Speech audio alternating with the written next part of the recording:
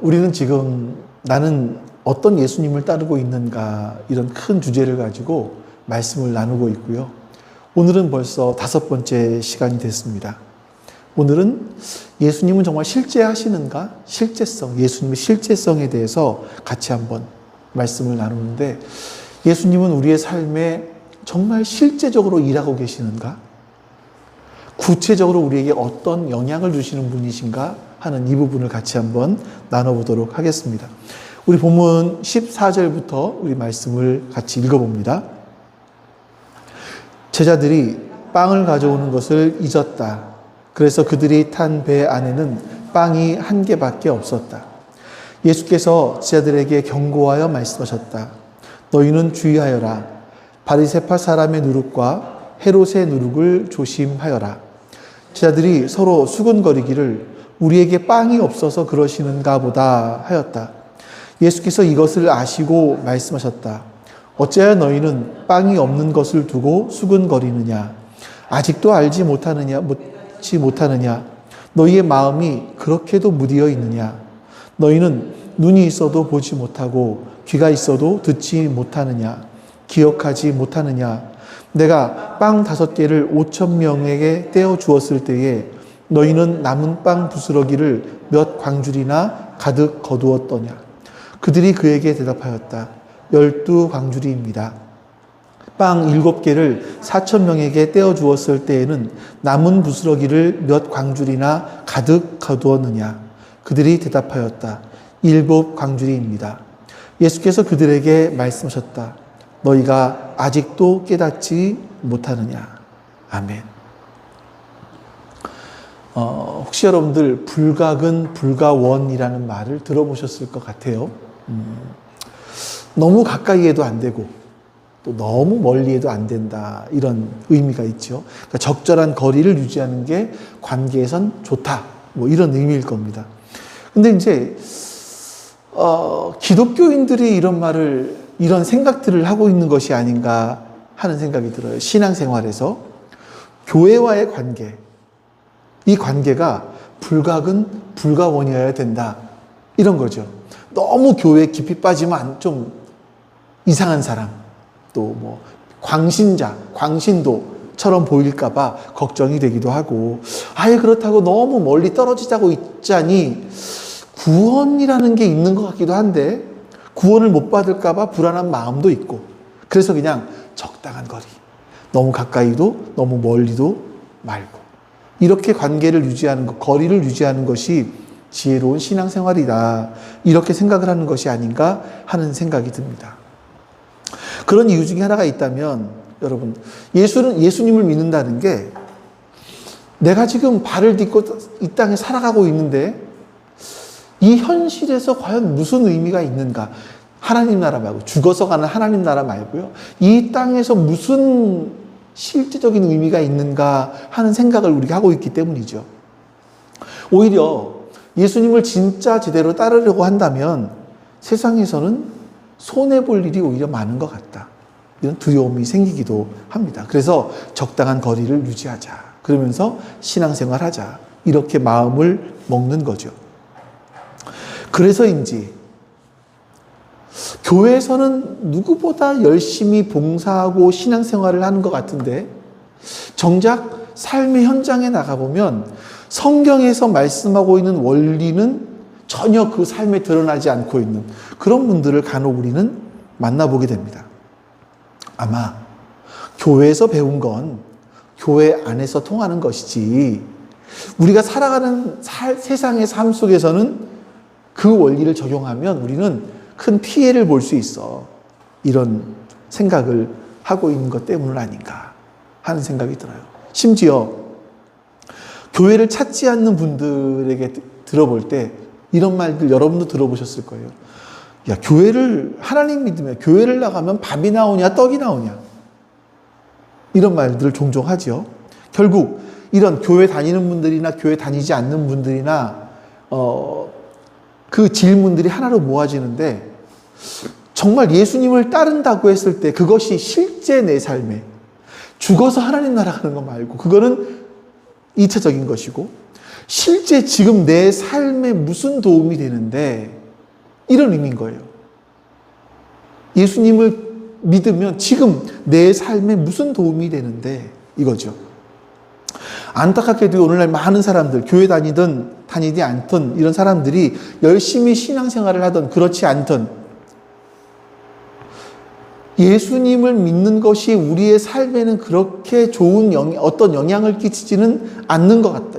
영향을 줄 것이라고는 기대하지 않는다라는 분위기가 많이 있는 것 같습니다.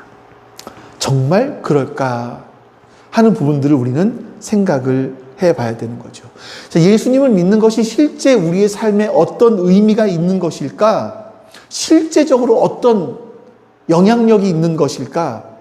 구체적으로 예수님은 우리의 삶에 어떤 영향을 주시는, 어떤 의미를 주시는 분인가? 이거를 한번 우리가 오늘 말씀을 통해서 같이 한번 살펴보려고 합니다. 자, 오늘 본문의 배경은요, 예수님께서 빵 7개와 작은 물고기 몇 마리를 가지고 장정만 4,000명을 먹이신 그 이후에 일어났던 사건입니다. 마가복음에는요, 비슷한 사건이 2번 기록되어집니다. 한 번은 장정 5,000명, 오병이어로 장정 5,000명을 먹이신 사건이고, 또 한 번은 지금 칠병이어인가요? 비슷한 사건이 2번이나 연이어 기록되어 있어요. 이거는 무언가 우리에게 주고자 하는 메시지가 있기 때문에, 중요한 메시지가 담겨 있기 때문에 이렇게 반복되어져 나오는 것 같습니다. 자, 그런데 놀라운 것은요, 이렇게 예수님은 기적을 일으키시고 난 다음에 어떤 행동을 가장 먼저 하시는가 하면, 누가복음 들어보신 분들은 아시겠지만, 군중들이 막 예수님께 몰려와서 예수님을 왕으로 삼으려고 하고, 이런 때 예수님은 그들을 피해서 산으로 가시거나, 이번에는 제자들을 데리시고 그 자리를 떠나십니다. 이때는요, 어쩌면 예수님이 지금 이스라엘의 가장 큰 지도자로 급부상할 수 있는 그런 절호의 기회이죠. 근데 예수님은 미련 없이 배를 타시는 거예요. 그리고 오늘 본문의 말씀은 그 배 위에서 시작이 됩니다. 자, 14절 말씀을 우리가 다시 한번 읽어볼게요. 제자들이 빵을 가져오는 것을 잊었다. 그래서 그들이 탄 배 안에는 빵이 1개밖에 없었다. 그러니까 이거예요. 조금 전에요.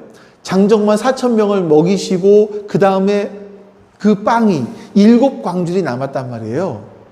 근데 이거를 챙겨오는 것을 제자들이 잊어버렸습니다. 아마 정신이 없었거나, 너무 좋아서 정신이 없었거나, 아니면 예수님께서 급하게 떠나자 그러시니까 그냥 재촉하시니까 그랬을 수도 있겠죠. 어쨌든 그 배 안에는 빵이 딱 1개밖에 남아있지 않았습니다. 이 빵이 1개밖에 남아있지 않았다라는 그 상황은요, 어떤 상징적인 이야기를 우리에게 보여주는 것 같아요. 예수님은 바로 이 빵이 1개밖에 없다라는 현실을 통해서 제자들에게 무언가 굉장히 중요한 메시지를 말씀하시려고 하시는 거죠. 여러분, 이 빵 1개라는 현실이 우리가 지금 살아가는 이 모습과 굉장히 비슷하지 않은가 하는 생각이 듭니다. 여러분은 살아가시면서 부족한 걸 느끼지 않으시나요? 우리는 살아가면서 너무나 많은 부족한 것들을 느낍니다. 우리의 인생을 한마디로 정의한다면 우리의 인생은 결핍이라고 할 수 있을 것 같아요. 이것만으로는 안 돼. 더 있어야 돼. 나는 이게 더 필요해. 나는 저게 더 필요해. 하고 말하는 결핍. 우리 이 땅에 살아가면서요, 돈이 부족해요. 시간이 부족하고요. 건강이 부족합니다. 사람들에게 받는 인정이 부족하고요. 사람에게 받는 사랑이 부족해요. 이건 막 채우려고 해봐요. 채우려고 노력을 하는데 아무리 채워도 채워지질 않습니다. 왜 안 채워지냐면요, 이 만족의 기준이 나에게 있는 것이 아니라 저 사람에게 있어요. 나보다 돈이 항상 더 많은 저 사람에게 있다 보니까 나는 내가 가진 건 항상 늘 부족하다고 느끼는 거죠. 거기다가 우리가 이 땅을 살아가면서 예기치 못한 어려움이 닥칩니다. 이러다 보니까 이 빵 1개밖에 없는 내 현실은 항상 고통스럽게 다가와요. 그리고 항상 때로는 절망스럽게 하나님께 묻습니다. 하나님, 왜 하필 나에게 이런 일이 일어납니까? 갑자기 파킨슨병의 진단을 받아요. 갑자기 암 진단을 받습니다. 평생 모은 재산이 하루아침에 사라지는 사건이 일어나요. 믿었던 사람과의 관계가 깨어지고요. 건강을 잃어버립니다. 이럴 때 우리 하나님께 묻습니다. 하나님, 왜 나에게? 하나님, 왜 저에게 이런 일이 일어납니까? 그런데 우리는 이 땅에서의 삶 자체가 결핍이라는 것을 잊어버리고 있기 때문에 이런 고백을 하는 거죠. 완전한 만족은요, 이 땅에도 없습니다, 여러분. 하나님 나라에 가야만 맛볼 수 있는 거죠. 바로 이런 절망의 결핍의 현실을 우리가 살아가는 우리에게 하나님께서 예수님을 통해서 우리에게 분명한 메시지를 오늘 우리에게 보여주시는 겁니다. 그 메시지가 뭐냐면 예수님이 바로 우리의 생명의 떡이 되신다는 거예요. 15절 말씀 우리 같이 한번 읽어보도록 하겠습니다. 자, 같이 읽습니다. 예수께서 제자들에게 경고하여 말씀하셨다. 너희는 주의하여라. 바리새파 사람의 누룩과 헤롯의 누룩을 조심하여라. 자, 이 말씀의 배경은 떡입니다. 빵입니다. 빵. 누룩이라는 건 빵을 부풀리는 건 아니겠습니까? 근데 예수님은 아까도 말씀드린 것처럼 장정만 5,000명, 또 4,000명. 이것을 먹이신 사건 이후에 당신 자신이 바로 이스라엘 백성들에게 있어서 생명의 떡이다라는 사실을 분명하게 말씀해 주셨어요. 생각해 보십시오. 수천 명의 사람들이 예수님을 따라다닙니다, 지금. 어쩌면 10,000명이 넘었을 수도 있고요. 그건 예수님의 가르침을 듣기 위해서였겠죠. 근데 예수님을 따라오다 보니까 그 가르침이 너무 좋아서 따라오다 보니까 싸온 도시락도 다 떨어졌고 어디서 사 먹을 데도 없고 마땅치 않고 그 광야에서 굶주리고 있었습니다. 만약 여러분 그들이요 예수님을 따라 나서지 않았다면 굶주리지 않았을 거예요. 여러분 이게 굉장히 중요한 우리에게 깨달음을 줍니다. 우리가 예수님을 따라가지 않으면 예수님 때문에 오는 굶주림, 이 결핍 이런 것들이 없을 수 있다고요. 우리에게 하나님을 믿기 때문에 찾아오는 결핍들이 있습니다. 우리 그것을 우리의 삶 가운데 인정해야 돼요. 자, 예수님은 먼저 이렇게 말씀하셨죠. 먼저 그의 나라와 그의 의를 구하라. 우리가 바로 이런 삶을 살아갈 때 우리의 결핍을 채워주시겠다라고 친히 약속하세요. 그러니까 생명의 떡이란 바로 그런 의미겠죠. 너희에게 필요한 것들을 내가 채워주겠다. 예수님은 우리의 삶 가운데 실제적으로 필요한 걸 채워주시는 분이세요. 그런데 여러분 아주 중요한 조건이 하나 있죠. 아무에게나 채워주시는 것이 아니라 오직 예수님을 따르는 사람들에게 채워주시겠다는 겁니다. 예수님을 따르는 사람들에게만 예수님께서 그 결핍을 채워주시겠다는 거예요. 전 이 말씀 보면서 이 사건들을 상상하다 보면 현실이니까 사실이니까 좀 궁금한 게 한 가지 있습니다. 뭐냐면요. 이게 예수님께서 아이들에게 보리떡 5개를 받으셨잖아요. 아이들의. 이게 우리가 이런 거죠. 우리가 성찬식 할 때 딱 하는 떡 있잖아요. 이런 거. 딱 그 방식이거든요. 이제 그게, 그렇게 빵을 굽거든요. 이거를 하나를 통째로 주셨을지 아니면 띄워 주셨을지는 모르겠어요. 그러면 띄워 주셨다고 한다면 이렇게 찢어서 주시면 이 주신 빵이 몇 개로 늘어났을까요? 아니면 이렇게 빵을 찢어주면 여기 빵 찢어진 것이 또 생겼을까요? 궁금해요, 사실. 응? 그런데 이제 이런 것도 궁금하지만 더 놀라운 건 뭐냐면 이 놀라운 기적을 통해 예수님이 우리의 영적인 필요, 이것만이 아니라 우리의 실제적인 필요까지 채워주시는 분이라는 거예요. 그들이 영적인 갈급함 때문에 예수님을 따랐는데 예수님은 내가 너희의 가르침을 들었으니 너희는 배고픈 건 참고 살아라. 외면하지 않으셨습니다. 오히려 나를 따르며 영적인 체험을 받았으니까 이제 실제적인 너희의 굶주림도 내가 채워주겠다. 나는 그런 능력이 있다라고 말씀하시는 거죠. 마치 여러분 이스라엘 백성들이 광야 생활을 할 때 모세가 광야에서 하나님께서 만나를 내려주셨던, 메추라기를 내려주셨던 그 사건과 동일합니다. 예수님께서 알려주고 싶으셨던 것이 바로 이런 겁니다. 내가 너희의 삶을 책임지는 생명의 떡이다 이거예요. 나는 너희의 삶을 영적인 것과 육적인 모든 것을 채워주는 생명의 떡이다. 그러니까 우리의 삶이 예수님과, 우리가 이 땅에 살아가는 우리의 삶이 예수님과 관계없는 것이 아니다 라고 말씀하시는 거죠. 그런데 여기서 우리 또 깊이 생각해 봐야 될 것이 있습니다. 먼저 그의 나라와 그의 의를 구하라. 그리하면 이 모든 것을 너희에게 더하여 주시겠다라고 말씀하셨을 때 우리가 생각하는 그 모든 것, 또 내가 생명의 떡이다 라고 말씀하셨을 때 하나님께서 채워주시겠다고 말씀하시는 우리의 필요, 이게 우리의 욕심과는 달라요. 우리의 욕심과는 달라요. 자, 이런 생각을 해볼까요? 첫 번째 기적에서는 12광줄이 남았습니다. 두 번째 기적에서는 7광줄이가 남았어요. 이 말은 뭐냐면 사람들이 배부르게 먹었다라는 얘기예요. 남을 정도로 먹었다라는 얘기죠. 근데 그들이 먹은 건 뭡니까? 보리떡과 물고기였었지요. 다시 말해서 배부르게 먹었지만 부패는 아니었다라는 거예요. 우리 상상력을 동원해 볼게요. 예수님께서 이왕 기적을 일으키신다면, 자, 떡을 뗐어요. 떡을 딱 뗐더니 떡갈비가 나와. 이쪽 떡을 딱 뗐더니 스테이크가 나와. 막 계속 떼니까 뷔페가 차려지는 거예요. 그럼 사람들이 와서, 야, 뷔페 차려놨으니 마음대로 먹어라. 10,000명이 넘는 사람들이 갖다 먹어도 또 나오고 먹어도 또 나오고 이러면 얼마나 럭셔리하겠어요. 근데 우리가 요구하는 거, 사실 여러분, 우리가 하나님께 요구하는 것이 이런 거 같은 생각이 드는 거예요.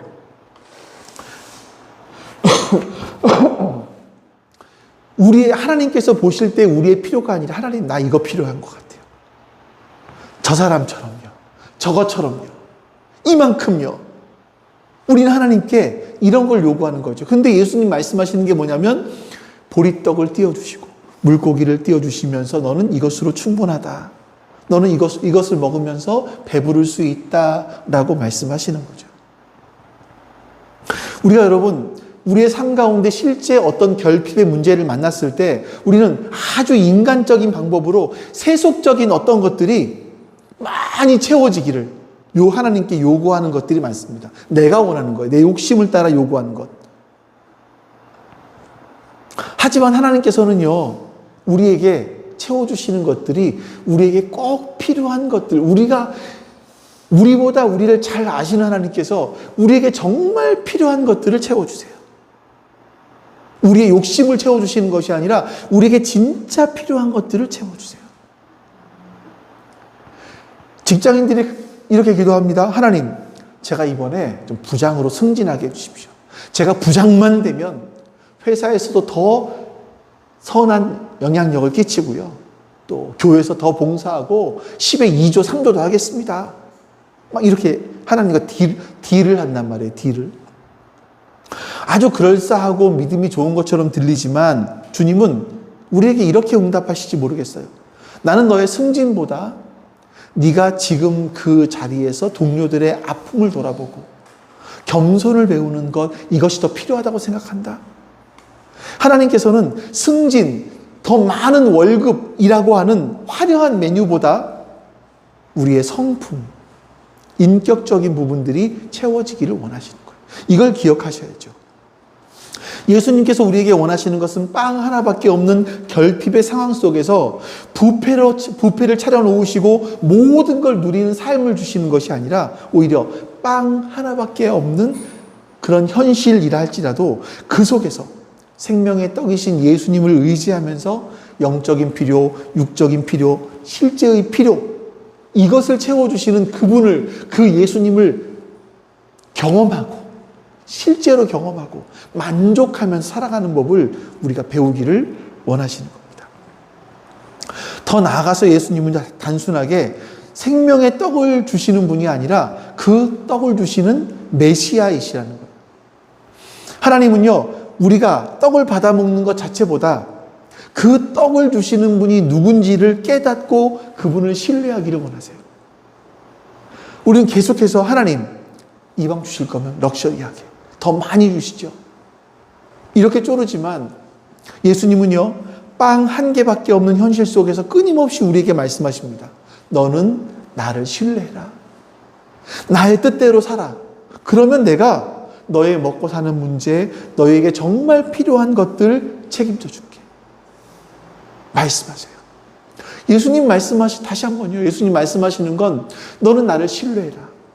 너는 나를 신뢰해라. 그리고 나의 뜻대로 살아라. 그러면 내가 너희의 먹고 사는 문제, 너희에게 정말 필요한 것들은 책임져 주겠다. 말씀하십니다. 근데 우리가 이 자리까지 나가지를 잘 못해요. 이 예수님을 신뢰하지 못해요. 왜 그러냐면 바리새파 사람들의 누룩과 헤롯의 누룩 때문입니다.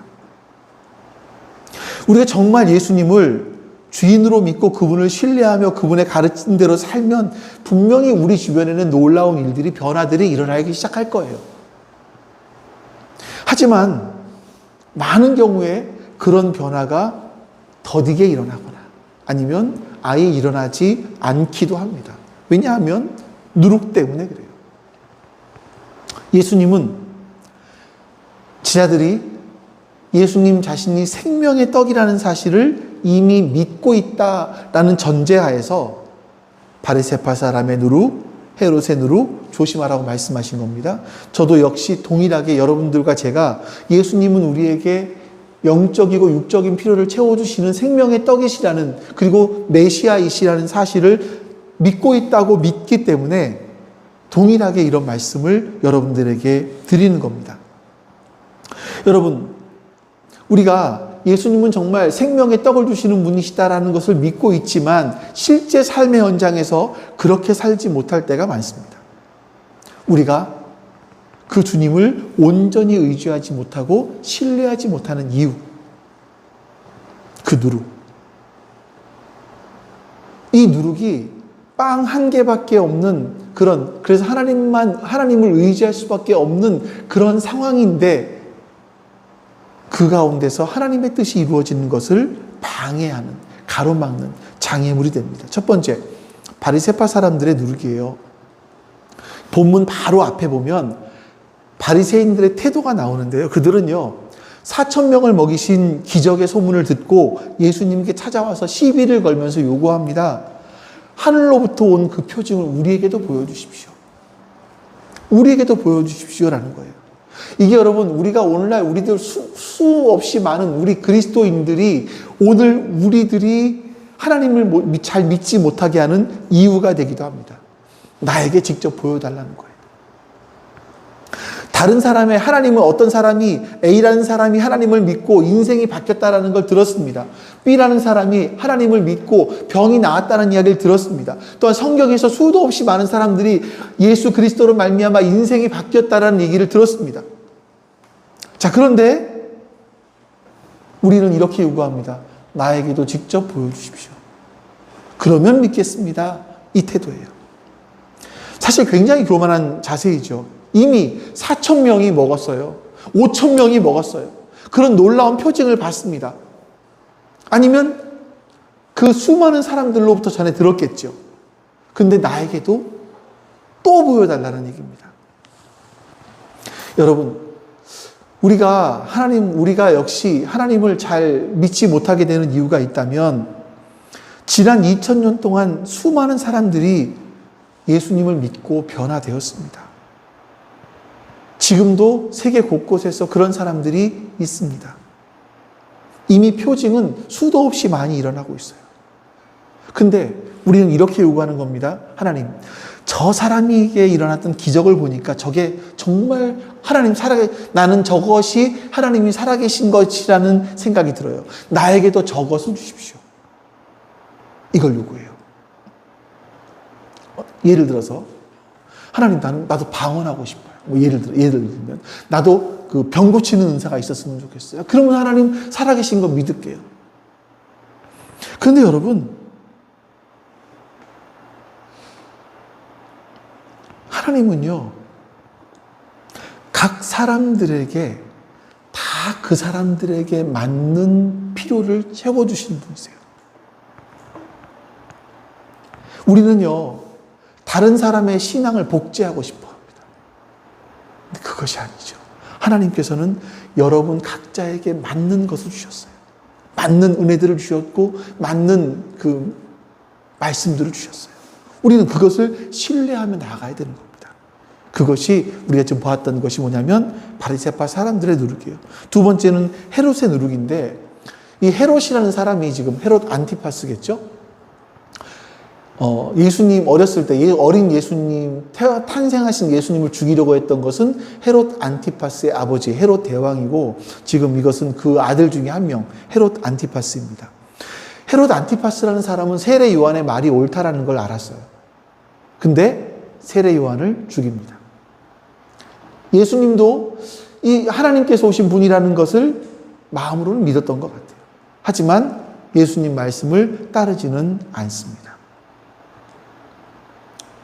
헤롯의 누룩은 이거예요. 이게 진리인 것 같아. 이걸 알아요. 근데 내 욕심, 이 세상에서 지금까지 주입받은 가치관, 이것 때문에 진리를 따라 살지 못하는 거예요. 바리새파 사람의 누룩, 이것이 믿음의 시작을 가로막는 것이라면 헤롯의 누룩은 믿음이 계속 자라는 것을 방해하는 겁니다. 여러분, 이 누룩이 바로 문제인 거죠. 예수님은 분명하게 우리에게 말씀하신 겁니다. 예수님 분명히 우리의 영적인 필요, 실질적인 필요, 이런 것들을 모두 채워주시는 생명의 떡이라고 말씀하십니다. 근데 우리가 그 생명의 떡을 먹고 풍성함을 누리지 못하는 것은요, 우리 안에 이 두 가지 누룩이 있기 때문이에요. 내게 특별한 증거를 보여주시면 믿겠습니다. 이런 기적을 보여주시면 믿겠습니다라는 바리새인들의 마음. 맞는 말씀인 것 같은데, 지금 세상 살아가는 것은 이 원리는 통하는 것 같지 않습니다. 이런 얘기를 하는 거죠. 제가 교회를 개척하고 나서 그때 30대였었으니까요. 그때 이런 말들 종종 들었습니다. 목사님은요, 사회생활을 안 해봤으니까 그러죠. 성경의 말씀, 그러니까 먼저 그의 나라와 그의 의를 구하면 이 모든 것을 하나님 더해 주실 거예요. 목사님은 사회생활을 안 해봐서 그렇죠. 맨날 교회 와서 살고 그러면 하나님이 어떻게 채워주세요? 이런 이야기들 많이 들었죠.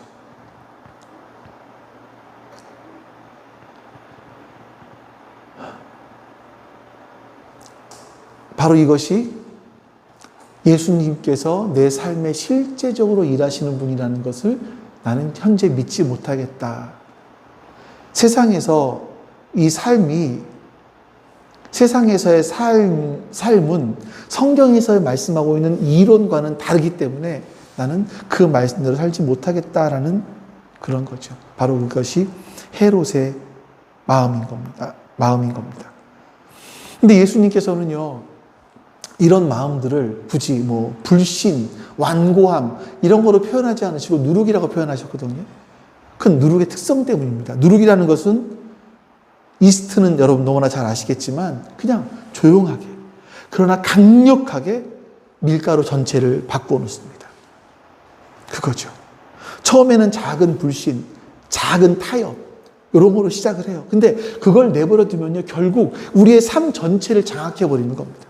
그래서 예수님은 바리새파 사람의 누룩, 헤롯의 누룩이라고 경고를 하고 계시는 거죠. 자, 예수님이 경고하실 때 지하들은 엉뚱한 소리를 합니다. 16절 말씀 볼까요? 지하들은 서로 수군거리기를 우리에게 빵이 없어서 그러시는가 보다 하였다. 자, 우리 이게 참 너무나 그 예수님 제자들과 우리들과 비슷한 거예요. 빵 하나밖에 없는 현실 앞에서 하나님의 뜻을 묻는 것이 아니라 왜 나에게 이런 일이 생겼지? 빵 하나밖에 없는 것 때문에 예수님이 뭐라 그러시는 건가? 이런 거죠. 여러분에게 혹시 어떤 결핍의 영역이 있으십니까? 내가 이런 것만 해결되면 잘 살 것 같아. 나는 이런 것만 해결되면 행복할 것 같아. 이런 문제가 있으신가요? 그 문제 앞에서 여러분들은 어떤 마음의 소리를 들으십니까? 이 결핍을 통해서 예수님이 나의 생명이 떡이 되어주시고 나의 필요를 채워주시는 분이구나. 이렇게 믿음으로 반응하십니까? 아니면 왜 나만 이게 없지? 저 친구를 보면 이게 다 있는데? 원망하며 수군거리고 있지는 않으신가라는 거예요. 우리의 초점은요, 늘 환경의 조건에 머물러 있습니다. 빵이 한 개밖에 없다는 사실에만 우리가 매몰되어 있어서 그 환경 너머에서 일하시는 그 하나님을 바라보지 못하는 겁니다. 여러분 기억하십시오. 빵이 한 개밖에 없다는 현실은요, 하나님께서 일하실 수 있는 최적의 조건입니다. 제자들은 왜 수천 명을 먹이신 예수님을 바로 곁에 모시고 있으면서도 빵 한 개밖에 없다라는 것 때문에 걱정했습니까? 그건 예수님께 시선이 고정되어 있지 않기 때문에 그래요. 만약에 그분이 정말 예수님이 어떤 분이신지를 알았다면 이렇게 말하지 않았겠습니까? 예수님, 빵이 하나밖에 없네요. 하지만 괜찮습니다. 바로 전에 5,000명을, 장정만 5,000명을, 바로 전에 장정만 4,000명을 먹이신 분이 아니십니까? 지난번처럼 예수님이 또 우리의 실제 필요를 해결해 주실 걸 믿습니다. 이렇게 말하지 않았겠어요? 근데 모르는 겁니다. 다시 잊어버린 겁니다. 그 예수님은 안타까운 마음으로 그들을 꾸짖으시면서 다시 이렇게 말씀하세요. 18절부터 20절입니다. 좀 길지만 읽어보겠습니다. 예수께서 이것을 아시고 말씀하셨다. 어찌하여 너희는 빵이 없는 것을 두고 수군거리느냐? 아직도 알지 못하고 깨닫지 못하느냐? 너희의 마음이 그렇게도 무디어 있느냐? 너희는 눈이 있어도 보지 못하고 귀가 있어도 듣지 못하느냐? 기억하지 못하느냐? 내가 빵 5개를 5,000명에게 떼어 주었을 때에 너희는 남은 빵 부스러기를 몇 광줄이나 가득 거두었느냐? 그들이 그에게 대답하였다. 12광줄이입니다. 빵 7개를 4,000명에게 떼어 주었을 때에는 남은 부스러기를 몇 광줄이나 가득 거두었느냐? 그들이 대답하였다. 7광줄이입니다. 예수님은 너무나 답답하고 안타까워서 마지막으로 이렇게 탄식하십니다. 21절입니다. 같이 또 읽어볼게요. 예수께서 그들에게 말씀하셨다. 너희가 아직도 깨닫지 못하느냐. 아멘. 예수님께서 이 땅에 오신 것은 너희 삶의 모든 영역에서 실제 필요, 실제적인 주인이 되기를 원하시는 거예요. 실제적인 주인이 되어 영적인 의미와 실제적인 의미를, 필요를 채워주시는 분이시라는 거죠. 근데 너희는 어찌하여 자꾸만 누룩의 영향을 받아서 생명의 떡인 나를 잃어버리고 신뢰하지 못하느냐라고 물으시는 겁니다. 안타까움이시죠. 그렇죠? 여러분, 신앙생활을 오래 하다 보면 이런 말씀이 더 마음 아프게 다가올지도 모르겠어요. 과거에 하나님이 나를 이렇게 도와주셨는데 나는 또 잊어버리고 똑같은 문제로 염려하는구나. 이거예요. 옛날에 나를 그렇게 뜨겁게 만나주셨는데 내 마음이 어쩌다 이렇게 무뎌졌지? 이런 거죠. 교회를 개척하면 교회를 개척하신 분들이 공통적으로 하는 이야기들이 있습니다. 교회를 개척하고 나서 정말 많이 경험하게 되는 것이 뭐냐면 엘리야의 까마귀예요. 하나님께서 진짜 교회를 개척했을 때 필요한 것들을 이렇게 저렇게 많이 채워주세요. 근데 시간이 점점 지나면서 그 까마귀들은 점점 사라져요. 그리고 우리가 살아갈 수 있게 됩니다. 근데 종종 이런 이야기들을 해요. 그때 엘리야의 까마귀들이 있었는데 왜 우리에게는 그런 것이 지금은 그런 게 없지? 이런 생각들을 하기도 합니다, 여러분. 과거에 하나님이 나를 도와주셨는데 그걸 잊고 또 염려하는 거예요. 하나님께서 그렇게 도와주셨는데 그걸 잊고 염려하는 거죠. 왜 그렇습니까? 우리 안에 있는 바리새파 사람들의 누룩과 헤롯의 누룩 때문입니다. 자, 그럼 이제 여러분 우리의 삶 속에서 실제적으로 예수님께서 일하시게 하기 위해서 뭐가 필요할까? 자, 짧게 세 가지만 말씀드리고 마치겠습니다. 첫 번째, 우리는 정말 예수님을 따라 나서야만 됩니다. 교회에 왔다, 집에 갔다. 이거는요, 예수님을 따르는 것과는 다릅니다. 따라 나선다라는 건 결단하는 거거든요. 예수님, 제가 당신의 뜻을 구하며 살면 모든 것을 채워주시겠다라고 하셨는데 제가 한번 그 말씀 믿고 따라가 보겠습니다. 해보는 거예요.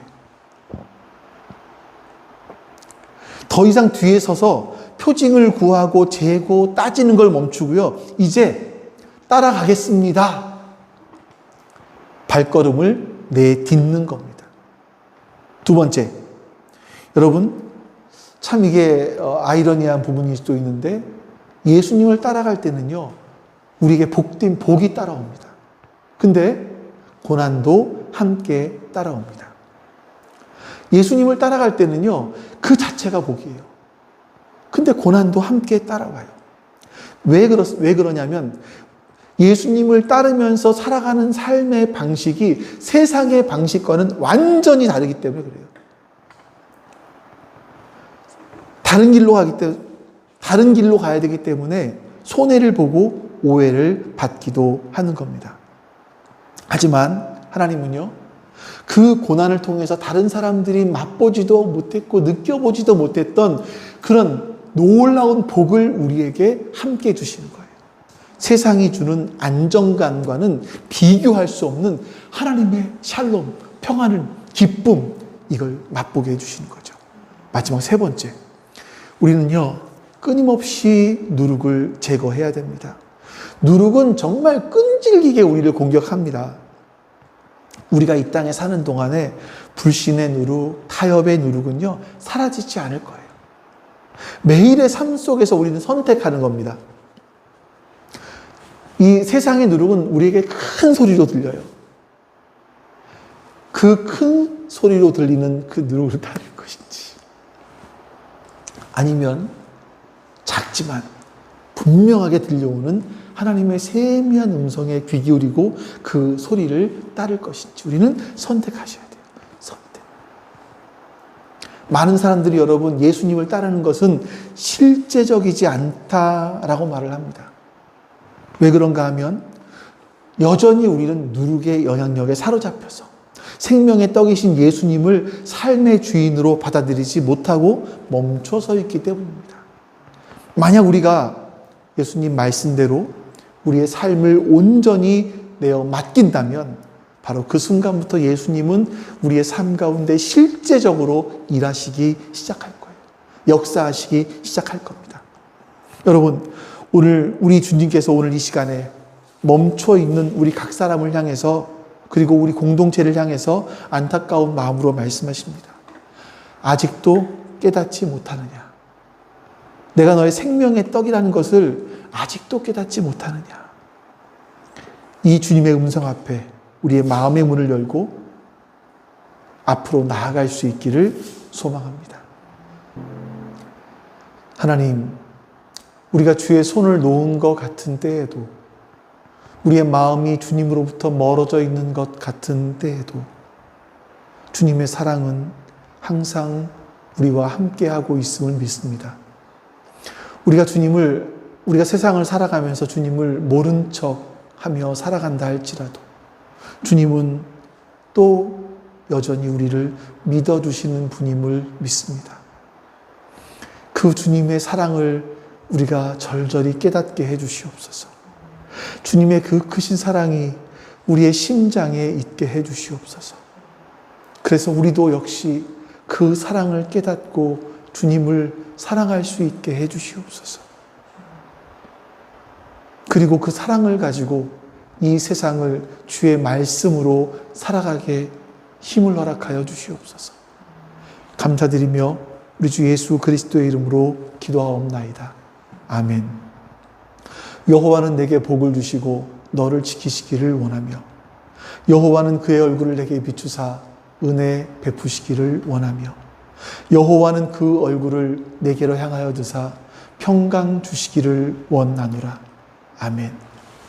이제는 우리에게 참된 생명을 주시기 위하여 이 땅에 오신 예수 그리스도의 은혜와 그 아들을 우리에게 보내시기까지, 그래서 하나님 나라에 올 수 있게 해주시기까지 우리를 사랑하신 아버지 하나님의 사랑하심과 그 사랑이 우리의 가슴 깊이 깨닫게 해주시는, 맛보게 해주시는, 누리게 해주시는 성령 하나님의 함께 하심이 지금 주 앞에 모여 예배드린 모든 하나님 백성들 머리 위에 영원토록 함께 하시기를 간절히 축원하옵나이다.